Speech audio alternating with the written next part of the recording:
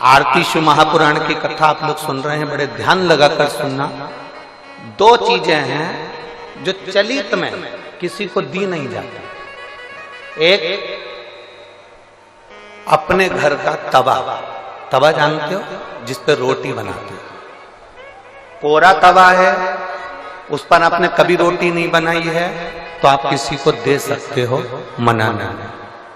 और यदि जिस तवे पर घर के अंदर रोटी बन चुकी है, जिस तवे पर रोटी उतर चुकी है, उस घर के तवे को किसी को नहीं दिया जाता।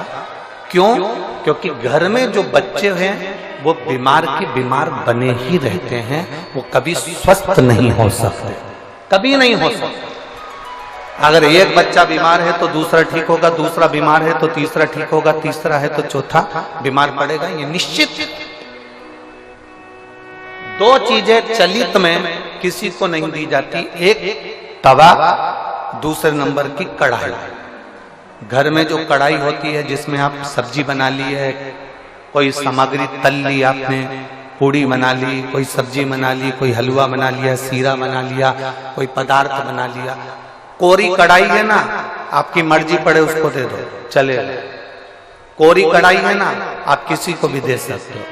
पर जिस कढ़ाई में आपने भोजन का निर्माण कर लिया है, जिस कढ़ाई में आपने कभी भी एक बार भी अगर कुछ बना लिया है, तो वो किसी को गिफ्ट में या किसी को दान में या किसी को दी नहीं जाती। नहीं तो उस घर के अंदर 1 रुपया कमाओ, 1.25 रुपये खर्च वाला काम चलता है। घर में कभी पैसा टिक ही नहीं सकता, वो जिंदगी भर कितना भी प्रयास है,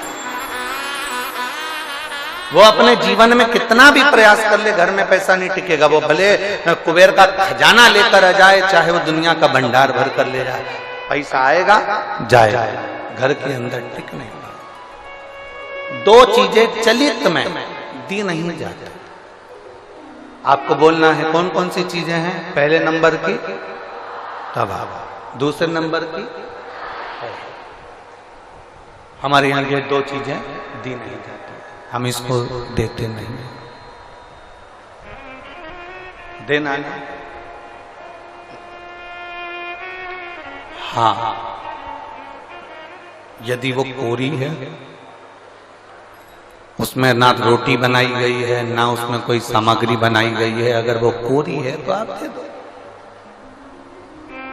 पर यदि एक बार भी अगर वो प्रयोग में आई है तो वो नहीं, उसको देते नहीं, उसको दिया नहीं जाता।